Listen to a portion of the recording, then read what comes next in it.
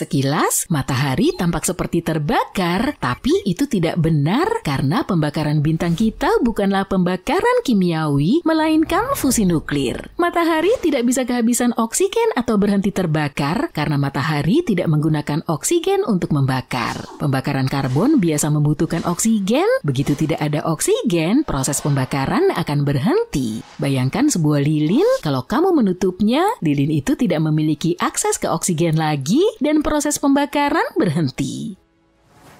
Namun dalam fusi nuklir, inti atom menyatu untuk membuat inti baru yang lebih besar. Perubahan tersebut menyebabkan atom-atom menjadi elemen-elemen baru. Fusi nuklir tidak membutuhkan oksigen atau bahan lain sama sekali. Kamu hanya membutuhkan tekanan atau panas yang cukup untuk menekan inti atom sehingga dapat mengatasi daya elektrostatik dan terikat menjadi satu inti nukleus.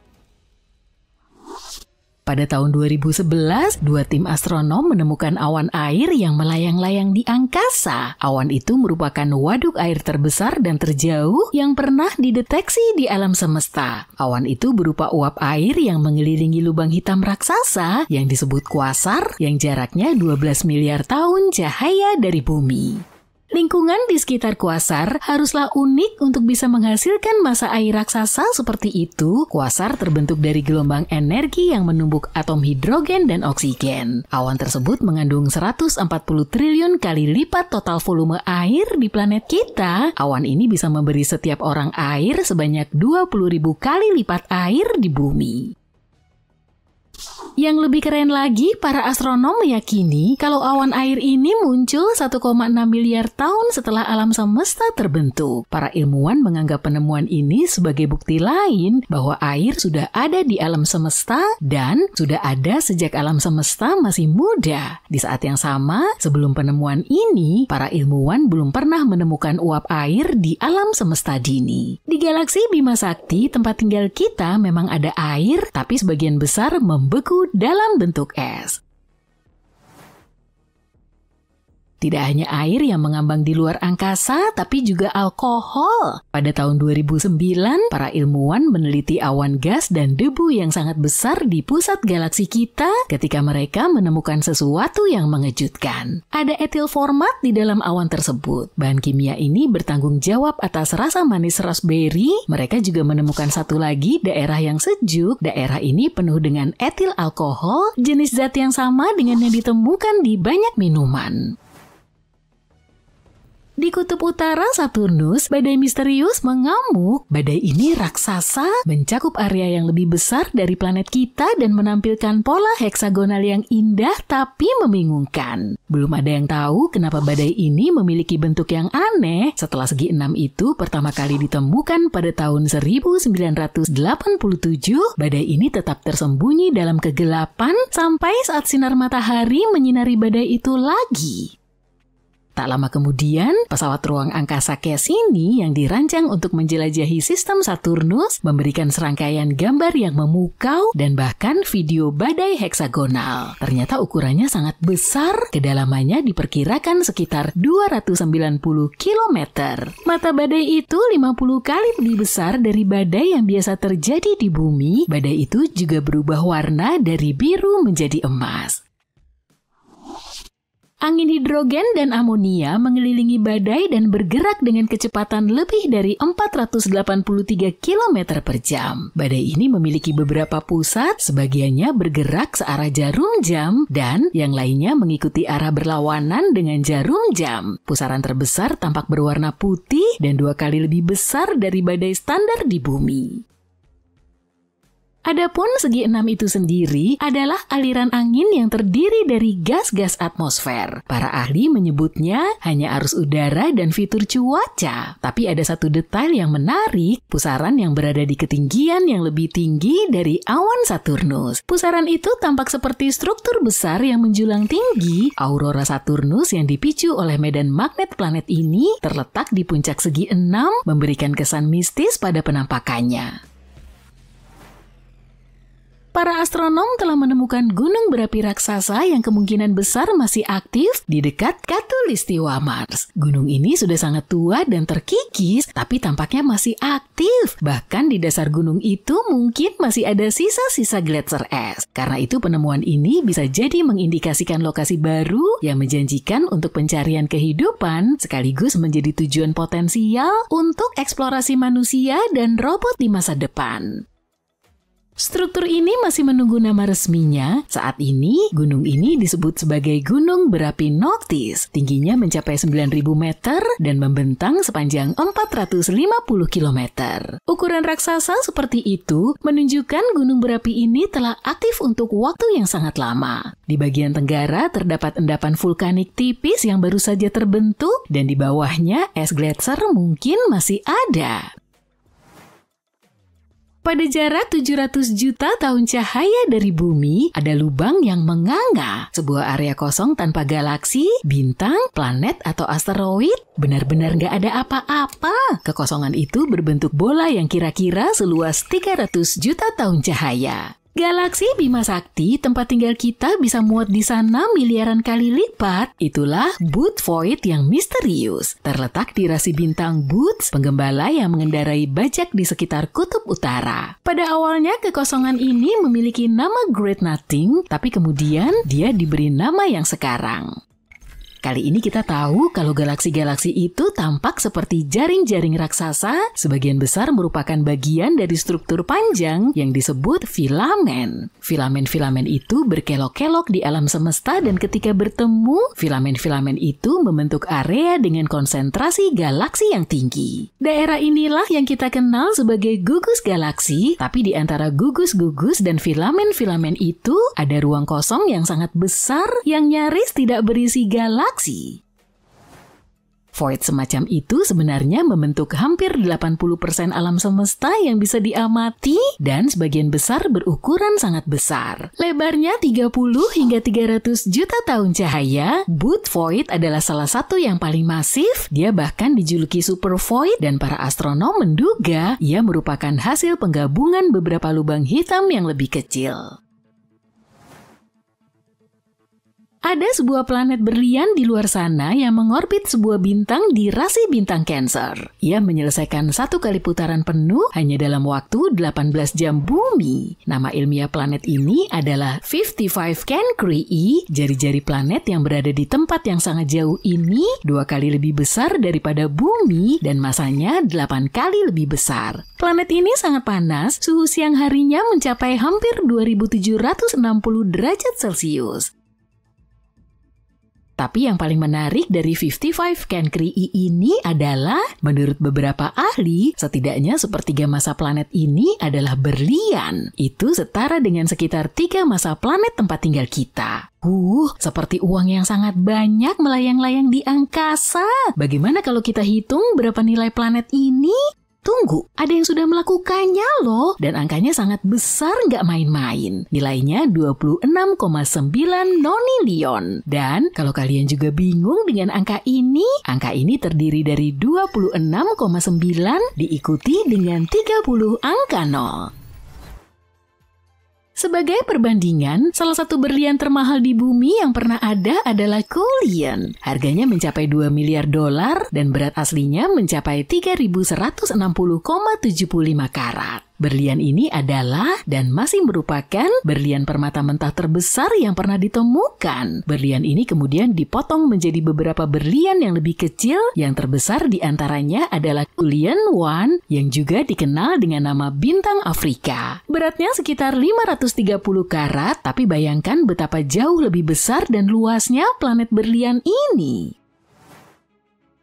Nebula adalah awan gas dan debu raksasa dan beberapa di antaranya bisa memiliki bentuk yang sangat tidak biasa, seolah-olah sengaja dibuat seperti itu. Seiring berjalannya waktu, gravitasi mulai menarik gumpalan debu dan gas ini menjadi satu. Gumpalan-gumpalan ini tumbuh semakin besar dan gravitasinya semakin kuat. Suatu hari massa ini menjadi sangat besar hingga kolaps karena gravitasinya sendiri dan membentuk bintang-bintang baru.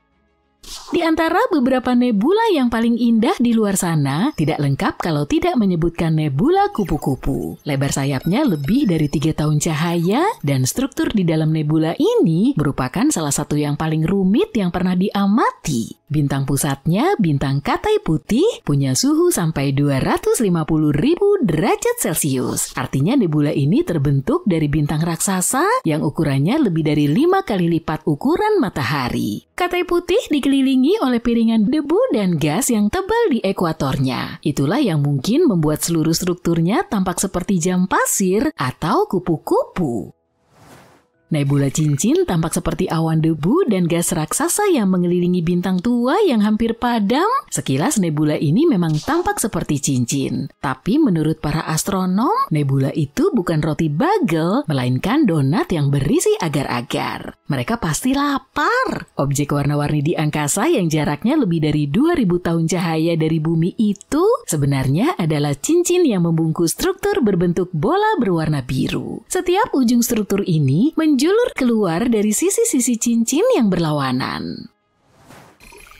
Pilar-pilar penciptaan tampak seperti sesuatu yang berasal dari dunia lain. Lihat aja deh sendiri. Objek ini berada 7.000 tahun cahaya jauhnya dari bumi di nebula Elang. Ini adalah gugus bintang muda yang baru berusia 5,5 juta tahun. Dalam skala ruang angkasa itu masih bayi. Suatu ketika, teleskop Hubble berhasil memotret beberapa siluet gelap di dekat pusat nebula. Dan sekarang kalian bisa melihatnya dengan mata kepala sendiri. Itulah yang disebut pilar penciptaan, area pembentukan bintang yang aktif.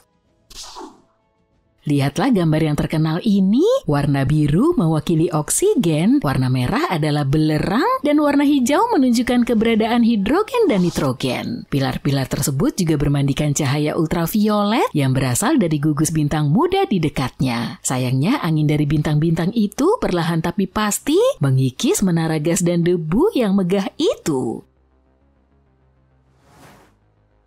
Jauh di luar angkasa, sebuah galaksi super kuno yang misterius mengambang sendirian. Galaksi ini bersinar dengan secercah cahaya bintang yang redup dan hampir tidak pernah berubah selama miliaran tahun. Para astronom tidak tahu kenapa galaksi itu ada di sana atau bagaimana ia terbentuk. Perkenalkan, DGSATI, galaksi fosil hidup. Galaksi ini sebesar Bima Sakti, tapi hampir tidak terlihat karena bintang-bintangnya tersebar sangat jarang. Yang membuat galaksi ini sangat unik adalah galaksi ini sendirian, tidak seperti galaksi-galaksi lain yang biasanya berada dalam kelompok. Bisa jadi DGSATI terbentuk pada era yang berbeda, mungkin 1 miliar tahun setelah Big Bang. Jika itu benar, galaksi ini bisa dibilang fosil hidup. Para astronom telah menemukan lubang hitam bintang paling masif yang pernah ditemukan di galaksi Bima Sakti. Monster angkasa yang baru ditemukan ini berukuran 33 kali lebih besar daripada matahari dan berada pada jarak 2000 tahun cahaya dari kita. Sampai saat ini, lubang hitam bintang terbesar yang ditemukan di galaksi kita memiliki massa sekitar 20 kali massa bintang. Sedangkan lubang hitam bermassa bintang rata-rata biasanya bermassa 10 kali lipat massa matahari. Para ilmuwan menemukan lubang hitam raksasa ini setelah sebuah bintang mulai bergoyang-goyang saat mengorbit di area tersebut. Lubang hitam tersebut diberi nama Gaia BH3. Kedekatan objek ruang angkasa ini dengan bumi menjadikannya lubang hitam terdekat kedua dari planet kita yang pernah ditemukan. Lubang hitam yang terdekat dinamai Gaia BH1. Masuk akal, jaraknya sekitar 1560 tahun cahaya dari bumi. Tetangga yang sangat dekat ini memiliki massa sekitar 9,6 massa matahari, artinya ia jauh lebih kecil daripada lubang hitam yang baru saja ditemukan. Gaia BH3 terletak di rasi Aquila. Dari bumi, ia tampak seperti seekor elang. Yang menarik, para astronom tidak menyangka akan menemukan lubang hitam bermassa besar yang bersembunyi di tempat yang sangat dekat dengan bumi dan tidak terdeteksi untuk waktu yang lama. Lihatlah eksoplanet yang luar biasa ini, bentuknya seperti bola mata raksasa yang melayang-layang di angkasa, tapi bukan itu yang paling keren dari planet ini. Planet jauh yang diidentifikasi pada tahun 2017 ini merupakan salah satu tempat yang paling menjanjikan untuk menemukan kehidupan di luar tata surya. Eksoplanet yang dinamai LHS 1140b ini menunjukkan tanda-tanda memiliki lautan global yang diselimuti es. Planet ini sangat mirip dengan Iris, sebuah area yang sangat luas sekitar 4023 km yang terus-menerus menatap bintang induknya. Planet ini memiliki radius 1,73 kali radius bumi dan ukurannya 5,6 kali lebih masif dari planet tempat tinggal kita. Planet bola mata raksasa ini mengorbit jauh lebih dekat ke bintangnya daripada bumi. Planet ini hanya membutuhkan waktu 25 hari untuk menyelesaikan satu kali orbit. Seandainya bintang itu mirip dengan matahari, jarak seperti itu tentu saja terlalu dekat untuk memungkinkan adanya kehidupan di planet tersebut. Tapi bintang ini merupakan bintang katai merah yang dingin dan redup. Karena itu, planet ini berada di zona laik huni bintang induknya yang tidak terlalu dingin sehingga air di permukaannya akan membeku dan tidak terlalu dekat sehingga air akan menguap. Saat ini LHS 1140b tampak seperti kandidat yang paling menjanjikan untuk menjadi tuan rumah bagi kehidupan di lingkungan planet kita. Jilatan api matahari atau solar flare adalah semburan radiasi elektromagnetik yang sangat kuat yang dapat berlangsung dari beberapa menit hingga beberapa jam. Suar ini terjadi ketika ada gangguan magnetik di matahari. Kemudian garis-garis medan magnet di atmosfer bintang itu menjadi kusut dan patah. Hal ini melepaskan sejumlah besar energi berlebih, termasuk radiasi ultraviolet dan sinar X yang intens. Garis-garis yang terpelintir ini muncul di bintik matahari. Bintik matahari merupakan area yang lebih gelap serta lebih dingin di permukaan matahari. Bintik matahari terbentuk ketika medan magnet yang tadinya bersembunyi jauh di dalam bintang naik ke permukaan. Adapun lontaran massa corona atau CME yang diluncurkan oleh suar matahari dilontarkan ke luar angkasa. CME menghantam planet, satelit, dan pada dasarnya semua benda yang dilaluinya. CME yang datang ke bumi memicu badai geomagnetik yang dalam banyak kasus tidak hanya menghasilkan aurora yang indah, tapi juga kegagalan jaringan listrik dan kerusakan satelit. Semua fenomena matahari yang ekstrem ini, CME, bintik matahari, dan suar matahari menjadi jauh lebih intens selama puncak siklus aktivitas matahari yang berlangsung selama 11 tahun. Peristiwa ini dikenal sebagai peristiwa matahari maksimum. Tepat sebelum peristiwa ini terjadi, matahari meningkatkan aktivitasnya. Matahari mulai memuntahkan gumpalan-gumpalan raksasa plasma berapi, memancarkan aliran radiasi yang sangat kuat, dan menumbuhkan bintik-bintik seukuran planet. Pada awalnya, para ahli yakin bahwa siklus matahari saat ini akan mencapai puncaknya pada tahun 2025. Tapi melihat banyaknya bintik matahari, badai matahari yang hebat, dan beberapa fenomena matahari langka lainnya, matahari maksimum kemungkinan besar akan tiba lebih cepat dari itu. Planet yang satu ini seringan bulu halus yang menempel di jaketmu. Nama ilmiahnya adalah WASP 193b, tapi kita sebut saja planet permen kapas. Planet ini terletak sekitar 1200 tahun cahaya dari kita. Kita tidak akan pernah bisa melihatnya dengan mata kepala sendiri, tapi para ilmuwan mengatakan planet permen kapas ini adalah sepupu Jupiter yang lebih besar dan lebih empuk. Kerapatannya sangat rendah dikombinasikan dengan faktor-faktor lain seperti temperaturnya yang tinggi dan kecerlangan inframerah bintang induknya membuat planet ini istimewa. Yang menarik, radius planet ini hanya 1,46 kali radius Jupiter, tapi masanya hanya 0,139 kali massa planet gas raksasa kita. Boleh dong tolong di close up di sini? Makasih. Lihat betapa lembutnya itu. Akan sangat mustahil untuk berdiri di permukaannya andaikan kamu bisa mencapai dunia yang jauh ini. Tidak sering kita bisa bertemu dengan planet seperti WASP-193b di sebuah pesta planet. Planet seperti itu jarang ditemukan, kelembutannya mungkin disebabkan oleh bintang induknya. Bintang-bintang itu memanaskannya, mengembang seperti marshmallow yang terlalu sering melihat api unggun. Kerapatan planet yang sangat rendah membuat planet ini menjadi anomali di antara 5.000 lebih eksoplanet yang sudah ditemukan. Ruro, mungkin ada alam semesta lain seperti bayangan cermin gelap alam semesta kita di mana waktu mengalir secara terbalik. Dunia yang terbalik ini mungkin juga merupakan sumber materi gelap, substansi tak kasat mata yang ada di alam semesta kita. Mungkin juga ada lebih banyak alam semesta di luar sana, di mana salinan persis dirimu bangun pagi ini, tapi dia memilih kaos putih dan bukan kaos merah, dan jalan hidupnya sama sekali berbeda. Tapi mari kita mulai dengan materi gelap yang sulit dipahami ini. Materi ini menyusun sebagian besar massa alam semesta, tapi kita tidak tahu persis apa fungsinya dan dari mana asalnya. Hal ini karena materi gelap tidak seperti materi biasa. Kita tidak bisa melihatnya atau merasakannya. Kita hanya tahu bahwa materi gelap ada karena materi gelap membelokkan gravitasi. Meskipun materi biasa dan materi gelap sangat berbeda, keduanya tampak seimbang. Beberapa ilmuwan bahkan berpikir bahwa hal ini pasti ada hubungannya. Sebuah teori baru menunjukkan bahwa untuk setiap cara materi biasa bergerak, ada versi cerminnya di dunia materi gelap, seperti jembatan yang menghubungkan dua dunia. Ada suatu kebetulan yang aneh dalam materi biasa di mana neutron dan proton memiliki berat yang hampir sama. Hal ini memungkinkan keduanya untuk saling menempel dan membuat atom menjadi stabil, sehingga segala sesuatu yang dapat kita lihat dengan mata kita ada. Jika proton sedikit lebih berat, maka tidak akan ada keseimbangan dan atom tidak akan terbentuk. Di alam semesta cermin gelap, mungkin segala sesuatunya terjadi secara berbeda. Mungkin di sana, sesuatu yang setara dengan proton tidak berikatan dengan partikel lain, meninggalkan neutron yang kesepian yang bisa jadi merupakan sumber materi gelap. Teori ini juga menunjukkan bahwa materi gelap mungkin memiliki kimia tersendiri, seperti atom gelap dan tabel periodik gelap. Selama ini, para ilmuwan percaya bahwa hanya ada satu jenis materi gelap.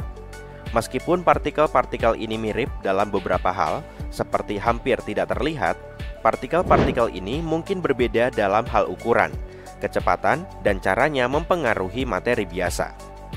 Jika gagasan ini benar, berarti ada interaksi antara alam semesta kita dan alam semesta cermin gelap di masa lalu.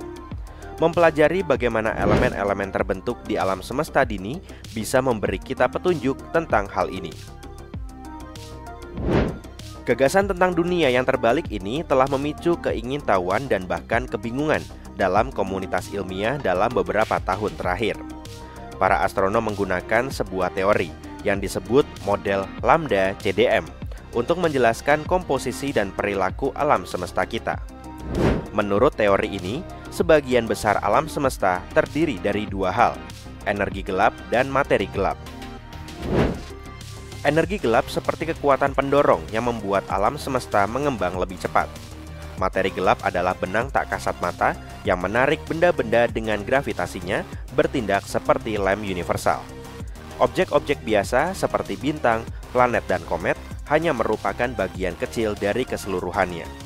Model ini juga memberitahu kita tentang Big Bang dan bagaimana segala sesuatu dimulai dari awal yang panas dan penuh sesak, dan bagaimana alam semesta terus bertumbuh dan berubah sejak saat itu.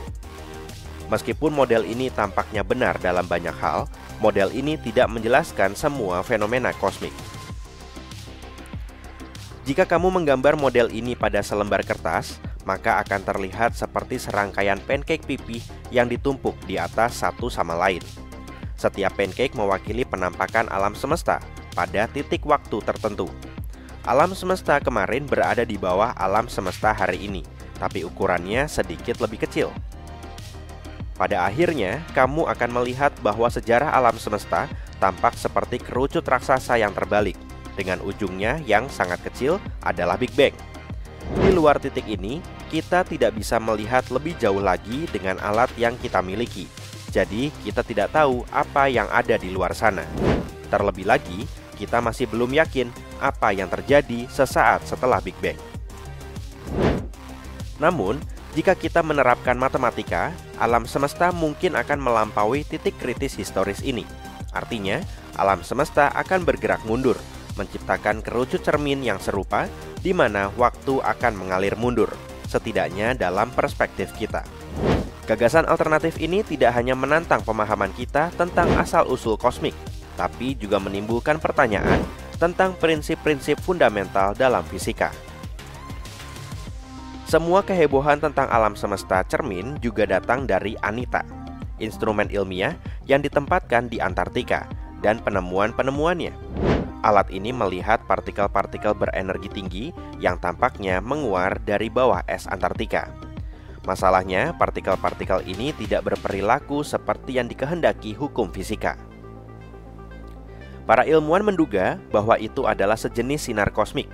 Sinar-sinar ini bergerak dari luar angkasa, melewati bumi dan kembali lagi. Namun, partikel yang sudah kita ketahui seharusnya tidak berperilaku seperti itu.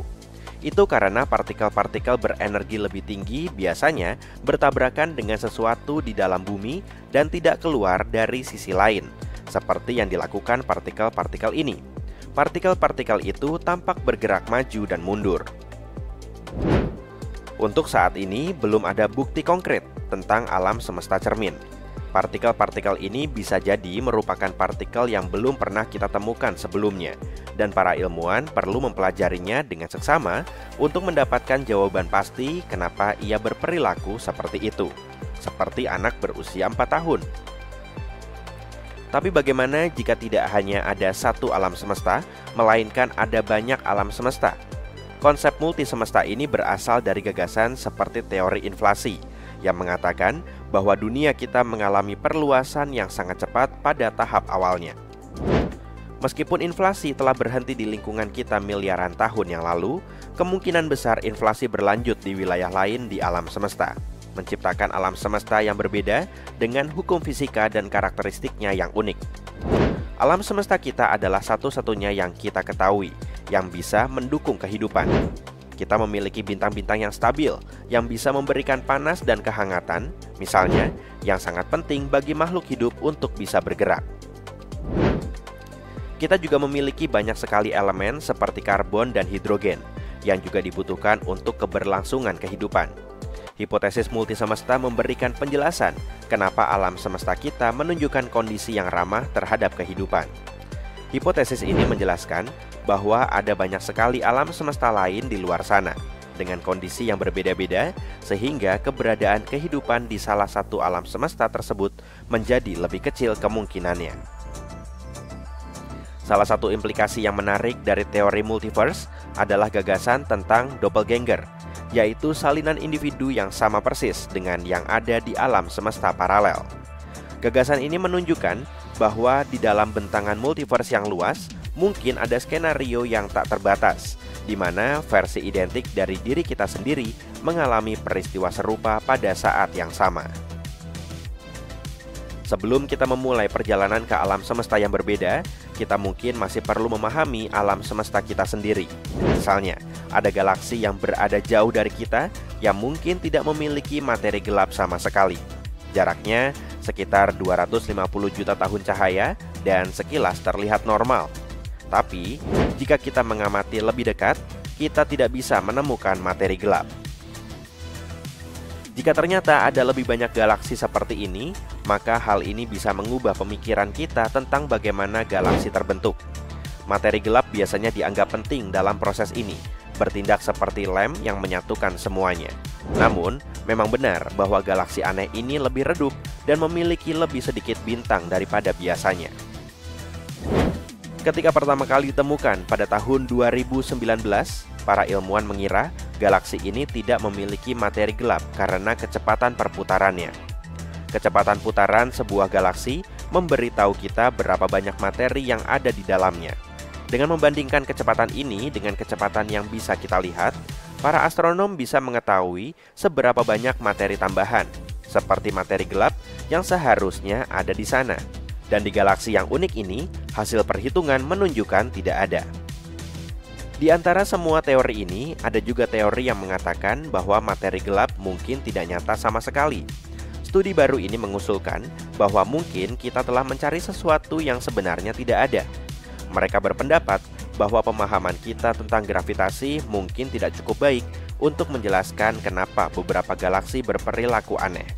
Jadi, alih-alih materi gelap yang menyebabkan perilaku aneh ini, mereka mengatakan bahwa mungkin saja kita tidak sepenuhnya memahami cara kerja materi biasa. Mereka mendasarkan temuan ini pada teori yang disebut dinamika Newton yang dimodifikasi. Teori ini menyatakan bahwa gravitasi berperilaku berbeda pada jarak yang sangat jauh atau kecepatan yang sangat rendah. Ledakan-ledakan aneh dengan warna biru terang bermunculan di alam semesta dan membuat para astronom penasaran. Peristiwa langka dan sangat dahsyat ini memiliki nama yang keren, Luminous Phase Blue Optical Transient. Fenomena ini tidak seperti fenomena lain yang kita ketahui, dan semakin aneh ketika fenomena terbaru terjadi di tempat yang tidak seharusnya. Untuk benar-benar memahami apa yang terjadi tahun lalu, kita perlu sedikit mundur ke belakang. Jenis ledakan aneh ini pertama kali terlihat pada tanggal 18 Juni. Ledakan biru itu terjadi sekitar 200 juta tahun cahaya dari bumi dan mendapat julukan The Cow. Tidak, kejadian ini sama sekali tidak menyerupai sapi, tapi memang memiliki format yang tidak biasa. Saat itu, ledakan ini merupakan ledakan paling asimetris yang pernah dilihat para astronom. Ledakan ini meledak ke angkasa dalam bentuk pipi seperti panekuk, bukan dalam bentuk bola seperti yang diperkirakan. Fenomena ini mirip dengan supernova, yaitu jenis ledakan kosmik paling umum yang terjadi ketika sebuah bintang kehabisan bahan bakar nuklirnya dan runtuh akibat gravitasinya sendiri. Namun, para ilmuwan juga mencatat 3 perbedaan penting. Pertama, fenomena ini lebih dahsyat daripada supernova pada umumnya. Ketika terjadi, semburan biru memancarkan lebih banyak energi daripada seluruh galaksi yang terdiri dari ratusan miliar bintang seperti matahari. Nomor 2, jauh lebih cepat. Ledakan mencapai puncak kecerahannya dan memudar dalam hitungan hari. Sementara supernova bisa memakan waktu berminggu-minggu atau bahkan berbulan-bulan untuk benar-benar menghilang. Dan perbedaan terakhir, semburan biru ini juga bisa jauh lebih terang. Objek-objek misterius ini dianggap sebagai fenomena optik paling terang di alam semesta. Tapi tidak seperti supernova biasa, diyakini tidak ada elemen radioaktif yang memberi tenaga pada kecerlangan ini. Jadi, itu artinya tenaga yang ada harus berasal dari tempat lain. Pertanyaannya, dari mana? Ini hanyalah salah satu misteri yang masih berusaha dipecahkan oleh para ilmuwan. Ada beberapa penyelidikan yang dilakukan sejak peristiwa ini pertama kali diamati, dan 15 teleskop di seluruh dunia terus mencarinya. Sejak tahun 2018, ledakan ekstrim ini telah terjadi sekitar setahun sekali. Jadi meskipun jarang terjadi, ledakan ini bisa dibilang biasa. Ada beberapa penjelasan yang mungkin untuk keberadaan transient optik cepat ini. Mungkin yang paling bisa diterima adalah bahwa itu adalah bangkai bintang. Maksudku sesuatu yang ditinggalkan ketika sebuah bintang mati. Jadi ada 2 tersangka utama di sini. Bisa jadi itu adalah bintang neutron atau lubang hitam yang menghasilkan emisi yang mendekati kecepatan cahaya. Teorinya begini, ada sebuah bintang masif jauh lebih besar daripada bintang-bintang yang menghasilkan supernova biasa. Kemudian bintang itu mulai runtuh. Peristiwa seperti itu tentu saja akan meninggalkan lubang hitam. Katakanlah bintang masif ini tidak siap meninggalkan alam semesta dengan cara yang tenang. Sebaliknya, ia menciptakan piringan yang berputar-putar di sekeliling lubang hitam yang terdiri dari gas, debu, dan materi-materi lainnya. Seolah-olah itu penting. Piringan ini yang disebut piringan akresi bisa menyemburkan aliran materi dengan kecepatan yang sangat tinggi, hampir seperti semburan kosmik yang dahsyat. Dan itulah yang kita lihat sebagai semburan cahaya yang tiba-tiba. Sekali lagi, ini hanyalah sebuah teori. Apa yang sebenarnya memicu ledakan-ledakan ini masih menjadi misteri dan masih diperlukan lebih banyak pengamatan dan analisis. Para ahli percaya bahwa menjelaskan keanehan seperti itu adalah tambang emas dunia. Lagi pula kita berbicara tentang mayat bintang yang tidak hanya diam di sana, ia sebenarnya cukup aktif. Sejak peristiwa ini pertama kali terlihat, semua kejadian serupa yang ditangkap oleh teleskop-teleskop kita terjadi di tempat yang sama. Ledakan-ledakan itu selalu terjadi di lengan spiral galaksi yang berbeda, tapi tahun lalu ada yang berubah. Teleskop luar angkasa Hubble membuat para ilmuwan tak bisa berkata-kata pada bulan April 2023 ketika gambar-gambar yang diambilnya menangkap jenis ledakan aneh yang sama yang terjadi untuk pertama kalinya di tempat yang entah di mana. Ya, ledakan itu tidak terjadi di dalam galaksi seperti yang seharusnya terjadi. Ledakan itu terjadi di ruang di antara dua galaksi. Lebih tepatnya, sekitar 50.000 tahun cahaya dari galaksi spiral besar dan sekitar 15.000 tahun cahaya dari galaksi kecil. Peristiwa ini dikenal sekarang sebagai Finch. Oh, bagus. Jadi ketika kita akhirnya semakin dekat untuk menemukan beberapa jawaban, lokasi yang tidak biasa dari fenomena Finch kembali mengacaukan semuanya. Jadi mungkin ada penjelasan lain untuk itu. Spekulasi pun bermunculan segera setelah penemuan ini. Salah satu dugaannya adalah tabrakan antara dua bintang neutron yang sedang melakukan perjalanan jauh di luar galaksi induknya. Kedua bintang ini bisa jadi telah saling berputar satu sama lain selama miliaran tahun. Dan ketika bertabrakan, keduanya menghasilkan suara yang lebih terang 100 kali lipat dari supernova biasa. Supaya hipotesis ini benar, salah satu bintang neutron itu harus bermagnet tinggi sehingga memperkuat ledakan. Kemungkinan lain ledakan itu terjadi karena bintang dirobek oleh lubang hitam yang masanya 100-1000 kali massa matahari. Meskipun kita masih memiliki banyak pertanyaan, satu hal yang pasti, Finch adalah transien optik biru cepat bercahaya. Kecuali lokasi kejadiannya yang aneh, benda ini memiliki semua karakteristik lain untuk diklasifikasikan sangat cerah seperti aku dan sangat cepat, dan asal-usulnya sangat sulit untuk dijelaskan. Data dari teleskop Gemini South, Observatorium Sinar X Chandra, dan teleskop Radio Very Large Array juga sudah mengonfirmasinya. Dengan adanya informasi terbaru ini, para peneliti semakin sulit untuk menemukan pola dari peristiwa ini. Finch bukanlah satu-satunya peristiwa aneh dalam kategorinya. Mari kita kembali ke tahun sebelumnya, ke tahun 2022. Sebuah ledakan biru terlihat pada bulan September dan mendapat julukan Tasmanian Devil. Sama seperti yang sebelumnya, semburan biru ini muncul dan menghilang dengan sangat cepat. Kemudian sesuatu yang misterius terjadi. Tepat 100 hari kemudian, para pengamat yang masih melacak fenomena tersebut mendapati hadiah Natal lebih awal. Mereka mengamati suar yang lain, dan suar tersebut sama terang dan memukau seperti suar yang pertama. Tunggu. Jadi kita berbicara tentang dua ledakan yang mirip dan aneh yang terjadi di tempat yang sama dan dalam waktu yang berdekatan. Ini adalah yang pertama. Dengan cepat, 13 teleskop di seluruh dunia mengalihkan perhatiannya ke peristiwa Tasmanian Devil, termasuk satu teleskop yang dilengkapi dengan kamera berkecepatan tinggi. Selama 120 hari, mereka berhasil menangkap 14 denyut cahaya tak beraturan lainnya. Hal ini tentu saja luar biasa karena membuktikan bahwa alih-alih muncul sekali dan kemudian menghilang seperti yang diharapkan, Tasmanian Devil terus meledak dengan energi seperti supernova, lagi dan lagi dan lagi. Dapatkah kamu membayangkan kekuatan seperti itu? Skenario ini masih membuat penasaran komunitas ilmiah karena mendorong batas-batas fisika, bukan hanya karena produksi energi yang begitu ekstrem, tapi juga karena semburannya yang berdurasi pendek. Ngomong-ngomong, suaranya berlangsung dari 10 menit hingga sekitar 4 jam. Percayalah, dalam skala alam semesta, ini tergolong sangat cepat. Ini adalah satu-satunya waktu di mana musim yang diperpanjang dari peristiwa ini teramati. Namun setelah dipikirkan, komunitas ilmiah terpecah pendapatnya tentang hal itu. Di satu sisi, Tasmanian Devil bisa jadi merupakan peristiwa yang benar-benar unik dan satu-satunya. Di sisi lain, mungkin ini adalah pertama kalinya teleskop kita menangkapnya dari sudut pandang yang lebih dekat. Untuk memahami lebih jauh apa yang sedang terjadi, para ilmuwan masih perlu mengamati sampel yang lebih besar dari fenomena ini. Semua harapan ada pada Observatorium Verasi Rabin yang akan datang, yang saat ini sedang dibangun di Chili.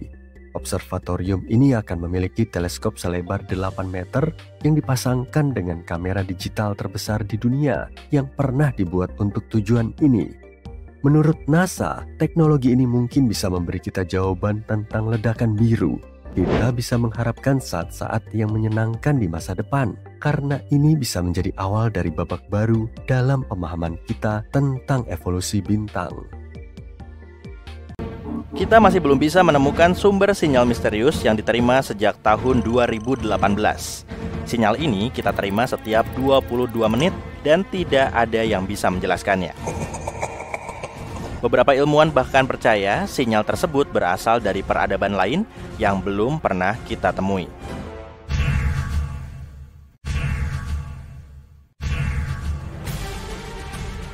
Sinyal radio asing ini tidak ditemukan oleh ilmuwan yang sedang menjalankan misi serius, melainkan oleh seorang mahasiswa yang sedang mengerjakan tugas kuliah. Tyrone O'Doherty, mahasiswa di Curtin University di Australia, menyeleksi data lama dari langit selatan. Dia sedang mencari sinyal radio yang berdenyut aneh. Dia akhirnya menemukan satu sinyal dari tahun 2018 yang tampak menembakkan gelombang radio ke arah bumi. Dengan penuh semangat, Tyrone membagikan temuannya kepada mentornya, astronom radio Natasha Hurley Walker. Dia langsung meneliti sinyal ini, berharap menemukan sesuatu. Namun meskipun telah memeriksa berbagai data frekuensi, mereka menemui jalan buntu. Namun kemudian Natasha melihat sebuah pola. Sinyal tersebut berulang setiap 18 menit. Ini penemuan besar. Namun ketika mereka bersiap untuk mempelajarinya lebih lanjut, pof! Sinyal itu lenyap setelah hanya 3 bulan meninggalkan mereka tanpa hasil. Tidak menyerah, Natasha dan timnya mengamati langit lagi, berusaha mencari petunjuk. Berbulan-bulan berlalu, tapi tidak ada hasil. Mereka sudah siap untuk menyerah, tapi tiba-tiba sebuah sinyal baru muncul. Yang satu ini terus berdenyut selama 5 menit, lalu menghilang, dan kemudian muncul kembali tepat 22 menit kemudian. Pertanyaan utamanya adalah, apakah sinyal itu terkait dengan sinyal yang berkedip setiap 18 menit? Untuk mengetahuinya, Natasha memeriksa kembali data radio lama dari wilayah itu. Saat menggali lebih dalam, mereka menyadari bahwa sinyal-sinyal tersebut bukanlah sesuatu yang baru, melainkan telah memancar ke arah bumi selama 35 tahun. Pada tahun 1988, teleskop-teleskop India dan Amerika pernah menangkap sinyal-sinyal itu, tapi tertimbun di antara begitu banyak data lainnya. Ini berita besar bagi para penjelajah antariksa, karena berarti kini mereka bisa menghitung seberapa jauh objek misterius ini. Setelah melakukan perhitungan, mereka menemukan bahwa jaraknya sangat jauh, bahkan dalam skala antariksa, yaitu 15.000 tahun cahaya dari bumi. Satu-satunya yang tersisa untuk diungkap adalah apa sebenarnya objek ini. Walker dan timnya mulai membandingkannya dengan semua objek pemancar sinyal radio yang diketahui di luar sana. Namun sumbernya masih menjadi misteri. Sinyal-sinyal itu masih muncul setiap 22 menit di layar NASA dan selalu diakhiri dengan pesan match not found yang membuat frustasi. Para ilmuwan menyebutnya J18390. Beberapa menduga sinyal tersebut berasal dari makhluk ekstraterestrial. Mungkin itu adalah sinyal yang ditunggu-tunggu oleh SETI atau Search for Extraterrestrial Intelligence. Proyek ini telah berjalan selama lebih dari 50 tahun, mencoba menemukan bukti kehidupan di luar bumi. Mereka juga memindai langit untuk mencari gelombang radio, denyut laser, dan sinyal-sinyal misterius lainnya. Jadi, mungkin ini cara bagi makhluk luar angkasa untuk memberitahu lokasi mereka. Meskipun ide tersebut terdengar menarik, kita perlu berhati-hati dalam mengambil kesimpulan. Pertama, kita tidak memiliki bukti yang kuat. Sebelum ada bukti konkret, itu hanyalah spekulasi. Selain itu, ada penjelasan lain yang lebih masuk akal. Kemungkinan besar itu berasal dari fenomena alam dan ada beberapa teori untuk menjelaskannya. Yang pertama adalah teori pulsar. Bayangkan sebuah bintang sangat besar di luar angkasa, jauh lebih besar dibanding matahari. Terkadang bintang-bintang besar ini mengakhiri perjalanan hidupnya dalam peristiwa spektakuler yang disebut supernova.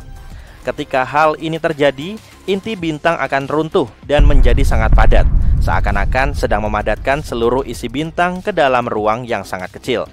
Inti yang sangat padat dan kecil itu disebut bintang neutron. Sebagian dari bintang-bintang neutron ini sangat istimewa. Kita menyebutnya pulsar. Dinamai demikian karena tampak berdenyut dengan energi, seperti mercusuar angkasa. Pulsar-pulsar ini memiliki medan magnet yang sangat kuat, jauh lebih kuat daripada yang ada di bumi. Mereka seperti magnet yang sangat besar di antariksa. Karena itu, pulsar memancarkan energi. Pulsar juga berputar sangat cepat, sehingga pancaran energi ini tampak berdenyut saat berputar. Nah, sinyal aneh yang terdeteksi tadi tampaknya memiliki kemiripan dengan pulsar, tapi tidak sepenuhnya. Pulsar biasanya memiliki umur yang bisa diprediksi dan melambat seiring waktu, dan akhirnya berhenti memancarkan sinyal radio. Sebaliknya, sinyal misterius yang ditemukan ini cukup awet dan berkedip lebih lama dari pulsar biasanya. Oke, mungkin ini bukan pulsar biasa, atau malah sama sekali bukan pulsar. Lalu ada juga teori magnetar. Magnetar adalah tipe lain dari bintang neutron. Magnetar seperti pulsar versi super, dengan medan magnet yang lebih kuat dan periode denyut yang lebih lama. Mungkin inilah yang menyebabkan sinyal tadi sangat kuat. Namun ketika mengkategorikan data, sinyal tersebut ternyata juga tidak cocok dengan getaran magnetar. Magnetar tidak hanya memancarkan gelombang radio, tapi juga sinar X yang sangat kuat karena sangat energetik. Sedangkan sinyal yang kita terima hanya memancarkan gelombang radio. Jadi, itu bukan pulsar maupun magnetar. Perilaku sinyal itu sangat aneh dan menunjukkan sumber yang tidak alami. Artinya, mungkin ada sesuatu di alam semesta yang belum dijelajahi sepenuhnya oleh para ilmuwan. Dan ada sebuah objek ruang angkasa yang belum banyak kita ketahui. Teori terakhir adalah apa yang disebut pulsar katai. Banyak sekali istilahnya, aku sampai pusing. Pulsar katai seperti bintang yang berkedip-kedip dengan kilatan cahaya, mirip seperti pulsar, tapi butuh waktu lebih lama untuk setiap kedipan. Biasanya katai putih merupakan sisa-sisa bintang yang lebih kecil. Katai putih tidak berkedip karena medan magnetnya tidak sekuat pulsar. Tapi ketika katai putih menjadi sangat besar, hampir sama dengan massa matahari, ia akan menjadi sangat padat dan mulai berdenyut dengan medan magnet yang kuat, seperti halnya pulsar. Katai putih memiliki keunikan yang menarik, yaitu terdiri dari elektron, bukan neutron seperti pulsar. Ketika elektron-elektron bermuatan ini mulai terpapar medan magnet, mereka akan memancarkan kilatan cahaya secara periodik, yang terjadi setiap 100 sampai 1000 detik. Seperti yang kamu ingat, sinyal tadi berdenyut tiap 22 menit atau 1320 detik. Sedikit lebih lama dari pulsar katai putih pada umumnya, tapi lebih mendekati kebenaran. Sejauh ini penjelasan ini yang paling masuk akal. Tapi teori ini pun belum sepenuhnya terkonfirmasi. Kondisi ini menunjukkan betapa banyak hal di alam semesta yang masih belum kita tahu. Kita ambil contoh, semburan radio cepat atau FRB. Ini jenis sinyal misterius lainnya yang pernah terdeteksi. FRB layaknya semburan energi yang cepat dan intens dalam bentuk gelombang radio. Energi yang dimilikinya sangat besar. FRB begitu kuat sehingga kadang bisa lebih terang dari seluruh galaksi. Bayangkan ini, energi yang dilepaskan FRB selama beberapa milidetik setara dengan yang dilepaskan matahari dalam 3 hari penuh. Semburan ini terjadi di seluruh langit dengan frekuensi yang sangat besar, meskipun beberapa telah terdeteksi memiliki frekuensi lebih rendah. Setiap hari, kita menangkap sekitar 10.000 FRB secara acak di langit. Beberapa di antaranya berulang, tapi sebagian besar terjadi sekali lalu menghilang selamanya.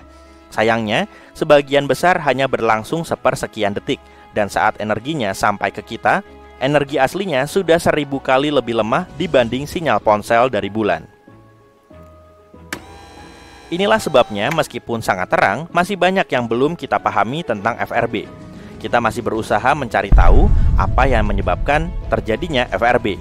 Bisa jadi FRB berasal dari sumber yang berbeda, seperti magnetar tadi, bintang yang bertabrakan, atau bahkan bergabungnya galaksi atau katai putih.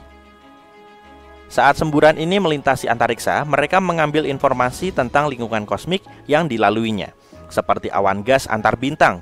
Namun sangat tidak mungkin bahwa FRB adalah pesan dari makhluk luar angkasa. Bukan hanya karena ada ribuan semburan setiap harinya di seluruh penjuru langit, tapi juga karena kita tahu sumber semburan ini pasti sangat energetik. Tetangga kita harus memiliki peralatan yang lebih kuat dari seluruh galaksi untuk itu. Tapi intinya, meskipun semua sinyal ini sangat menarik, masih banyak yang harus dipelajari tentangnya. Bersiaplah untuk terkesima karena ada berita menarik dari NASA yang akan segera datang. Ingin melihat dunia yang menakjubkan di bulan Saturnus Titan? Wahana pendarat rotorcraft Dragonfly milik NASA yang inovatif akan lepas landas pada tahun 2027 untuk menjelajahi objek luar angkasa yang misterius ini. Sekarang, izinkan aku memperkenalkanmu pada Titan. Titan adalah benda langit es dengan atmosfer yang dipenuhi nitrogen dan bahkan mungkin memiliki lautan bawah tanah. Titan juga memiliki sungai dan danau yang mengalir di permukaannya. Tapi, coba tebak, sungai dan danau itu tidak berisi air seperti planet kita. Di sana ada metana. Sekarang yuk kita lihat kredensial astronomis Titan. Titan bukan sembarang bulan, dia adalah bulan terbesar kedua di tata surya kita. Ukurannya hanya 2% lebih kecil dari bulan terbesar yang ada di sekitar kita, yaitu Ganymede milik Jupiter. Ukuran Titan bahkan membuat Merkurius malu, dan apakah aku sudah menyebutkan bahwa atmosfernya 4 kali lebih padat daripada atmosfer bumi. Berkat gravitasi Titan yang lebih rendah dan atmosfernya yang tebal, Dragonfly menjadi robot pendamping yang sempurna untuk mengungkap harta karunnya.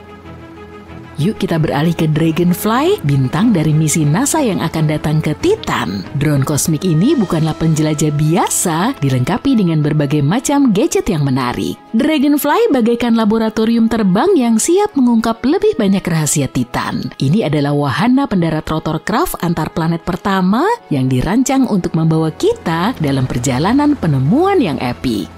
Jangan biarkan namanya menipumu ya, Dragonfly tidak hanya berdengung tanpa tujuan. Keajaiban teknologi ini mampu meluncur sejauh beberapa mil di antara berbagai lokasi di permukaan Titan. Anggap saja ini sebagai layanan Uber kosmik untuk para ilmuwan. Dan ngomong-ngomong tentang teknologi, Dragonfly membawa beberapa peralatan yang sangat keren. Wahana ini akan membawa instrumen Drill for Acquisition of Complex Organics atau DRACO yang akan membantu kita mengambil materi dari Titan, sedangkan Dragonfly Mass Spectrometer atau DRA-MS akan menganalisa dari mana saja sampel-sampel tersebut berasal. Tapi, bagaimana kita bisa menemukan Titan?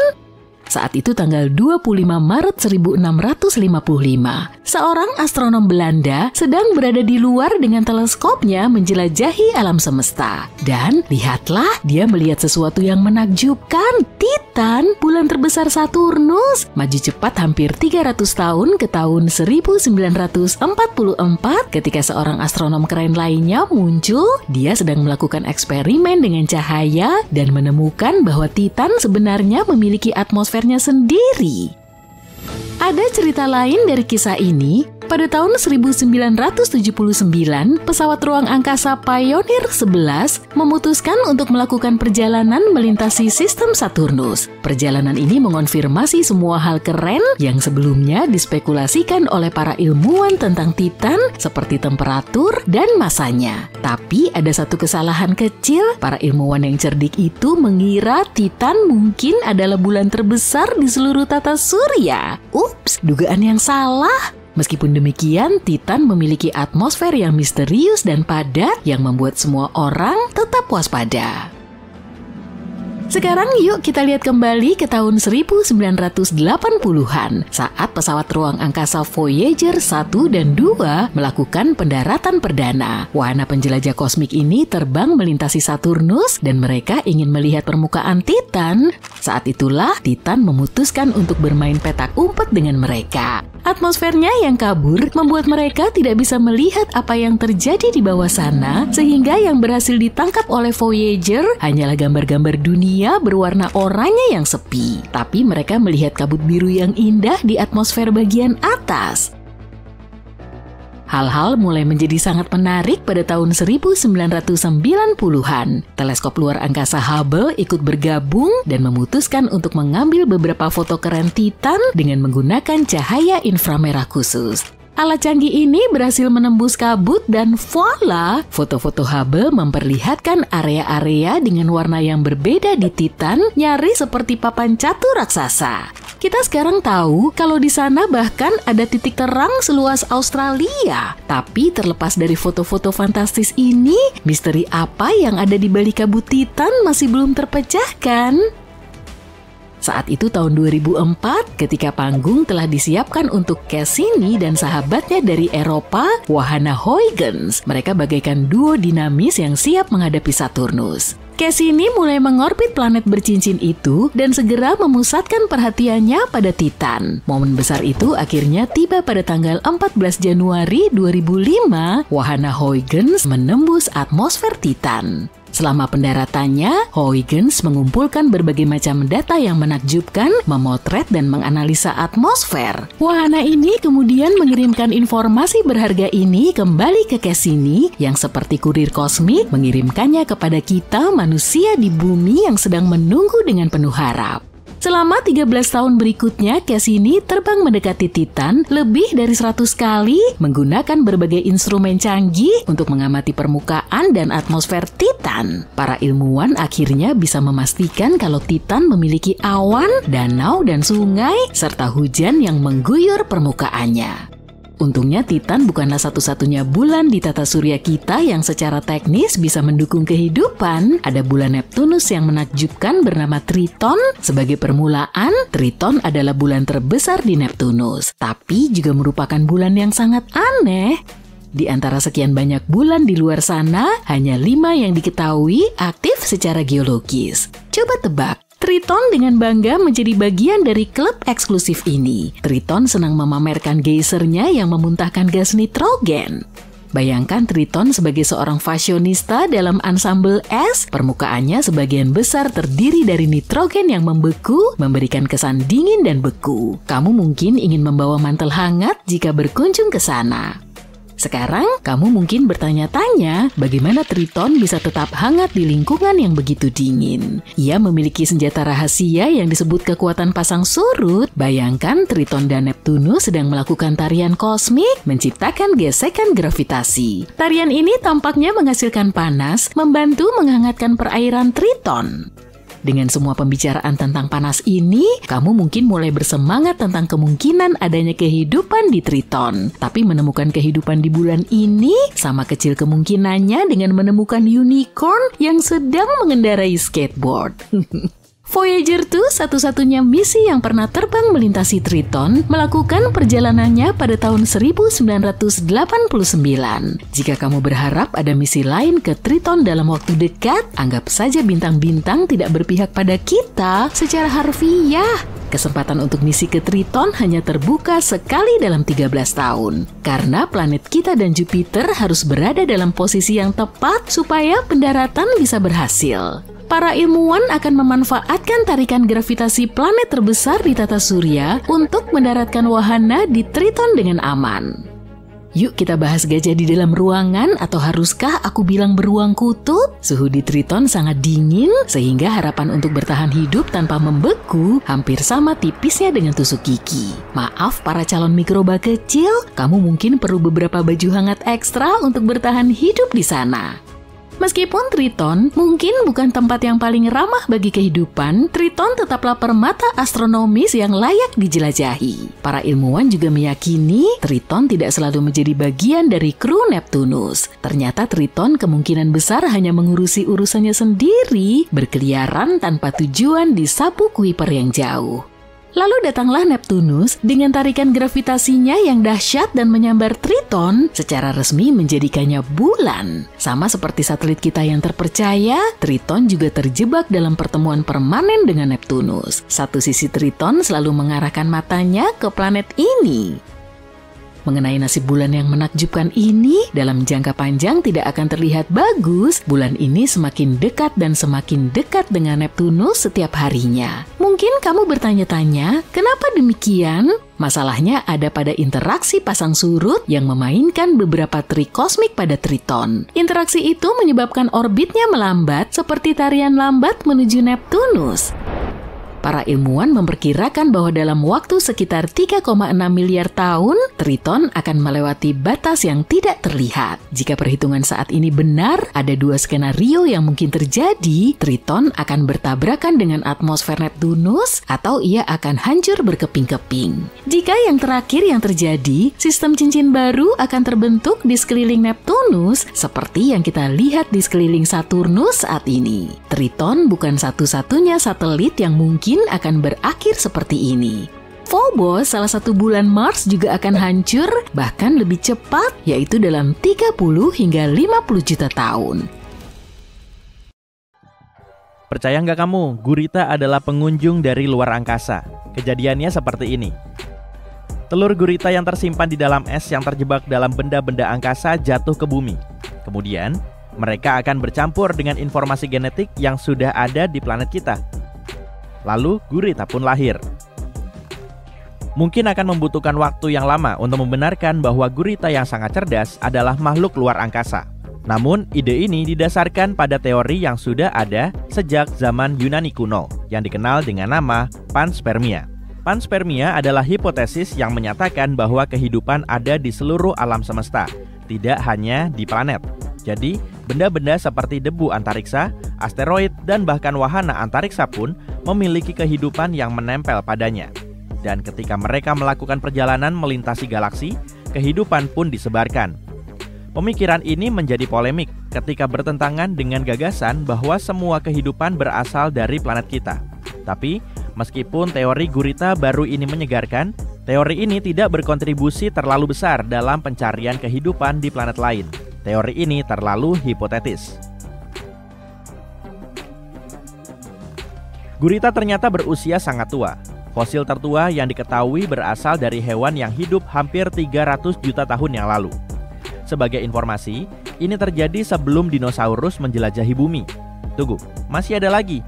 Lengan gurita memiliki pikirannya sendiri.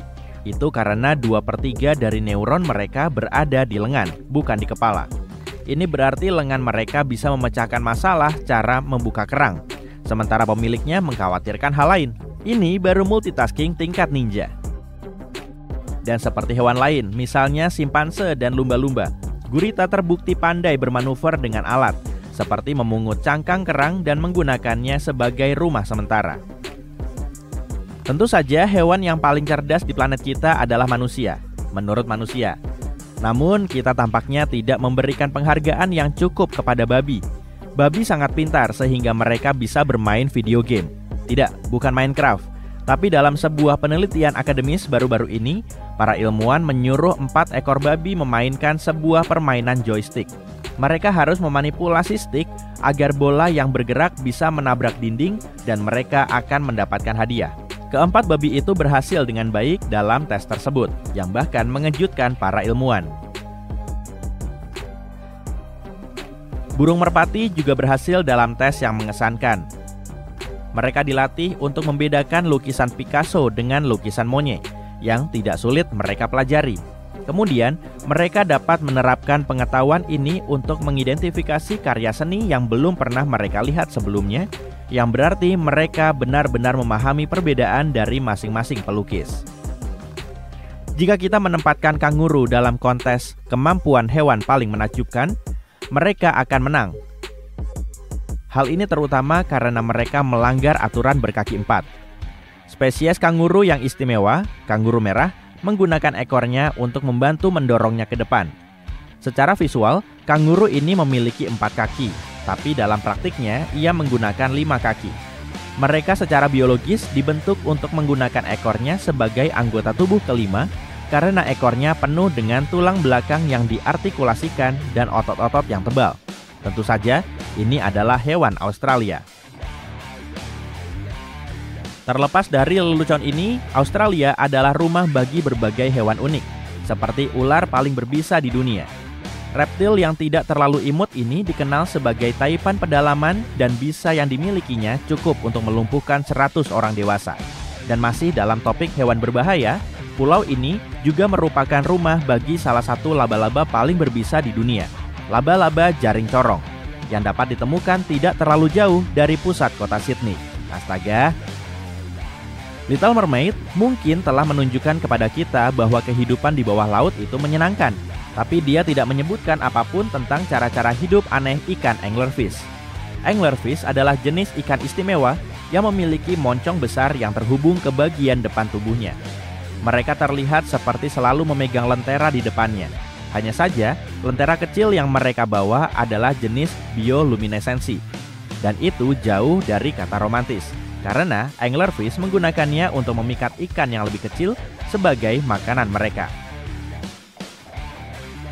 Pada tahun 1999, para ilmuwan menemukan bahwa si kecil ini menghabiskan sebagian besar hidupnya dalam keadaan terbalik. Mereka belum pernah melihat yang seperti itu. Melayang-layang di dasar Samudra Pasifik pada kedalaman sekitar 5.000 meter, di mana cahaya hampir tidak bisa menjangkaunya. Di sanalah mereka berada. Mereka melakukan ini karena mereka hidup dekat dengan dasar laut. Lentera yang ada di tubuh mereka menerangi tanah untuk mencari makanan. Mereka mungkin aneh, tapi cukup pintar. Baru-baru ini para ilmuwan telah menemukan spesies hewan yang tidak memiliki otak dan kepala, tapi cukup cerdas. Perkenalkan Brittle Star atau disebut juga bintang mengular. Makhluk berlengan 5 ini adalah seikat saraf dan telah membuktikan bahwa ia sangat pintar. Dalam sebuah eksperimen baru-baru ini, para ilmuwan meredupkan cahaya saat mereka memberi makan Brittle Star makanan favorit mereka, udang yang lezat.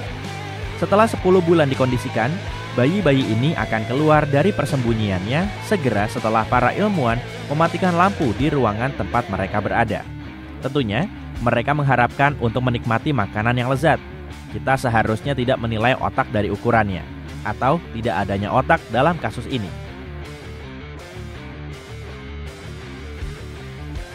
Ada sesuatu yang dikenal sebagai perilaku kucing oranye, dan ternyata ini bukan sekedar meme. Sejauh ini, para ilmuwan telah dapat memahami bahwa warna bulu berhubungan dengan jenis kelamin kucing. Dan karena warna oranye adalah kromosom X, kucing oranye biasanya jantan, seperti Garfield. Apa yang disebut perilaku kucing oranye menggambarkan kucing oranye sebagai agen kekacauan. Sekali lagi, sangat mirip dengan Garfield. Namun, belum ada penelitian konklusif mengenai apakah warna bulu dan perilaku kucing benar-benar terkait. Dalam hal penglihatan, udang mantis mungkin memiliki penglihatan yang paling psikedelik di antara semua hewan. Makhluk yang tampak lucu ini memiliki 16 jenis fotoreseptor, dengan 5 diantaranya diperuntukkan bagi spektrum ultraviolet atau UV. Sinar ultraviolet memiliki panjang gelombang yang sangat pendek, yang tidak terlihat oleh manusia. Hal yang masih belum dipahami oleh ilmu pengetahuan adalah bagaimana tepatnya udang mantis ini melihat dunia di sekitar mereka.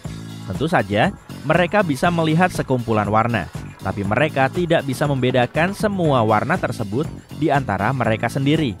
Bisa jadi, mereka hanya melihat banyak warna yang sangat jelas dan sangat buram, tapi kita belum menemukan cara untuk memeriksanya. Mengatakan bahwa kungkang itu lucu adalah pernyataan yang meremehkan. Mereka mungkin salah satu hewan paling ramah di hutan, tapi masih ada lagi. Jika kamu melihat lebih dekat pada mantel bulu mereka, kamu akan melihat sedikit warna hijau. Warna hijau ini sebenarnya adalah ganggang kecil yang tumbuh bersama kungkang. Tumbuhan ini membantu kungkang berkamuflase dengan lebih baik di hutan, tapi juga memelihara mereka.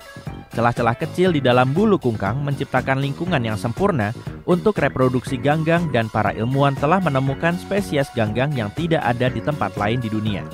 Mereka bertahan hidup dengan sedikit bantuan dari teman-temannya. Jauh di dalam gurun Sahara, kamu akan menemukan makhluk kecil yang dikenal sebagai rubah fennec. Hewan bertelinga besar ini beradaptasi dengan sempurna untuk bertahan hidup di lingkungan yang tidak bersahabat. Telinga yang besar membantu mereka untuk mengusir panasnya gurun yang tak tertahankan, serta membantu mereka berburu mangsa di bawah tanah. Lihatlah makhluk ini. Tidak seperti namanya, panda merah lebih mirip dengan rakun daripada panda raksasa. Kamu akan menemukan banyak makhluk seukuran kucing ini di wilayah Himalaya, melompat dari satu pohon ke pohon lainnya dan berkumpul bersama untuk menghangatkan diri dari cuaca yang keras. Mereka lembut dan ramah seperti sepupu panda besar mereka, dan sesekali menikmati makan beberapa batang bambu. Lalu kita punya lebah. Dibandingkan dengan manusia, otak lebah hanya sebesar kepala peniti. Namun, mereka mampu melakukan hal-hal yang mencengangkan. Katakanlah seekor lebah kehabisan energi setelah melakukan penerbangan pencarian yang panjang. Lebah ini sangat membutuhkan setetes madu untuk terus terbang. Tapi cerdasnya, ia tidak perlu kembali ke sarang untuk mengisi ulang tenaga. Dia bisa meminta setetes madu kepada sesama lebah langsung dari perut lebah lain dan terus terbang. Jenis sistem terdesentralisasi ini memungkinkan mereka membangun masyarakat yang sangat efektif. Lebah tidak perlu memotong antrian di depan sarang madu. Misalnya, bercanda deng.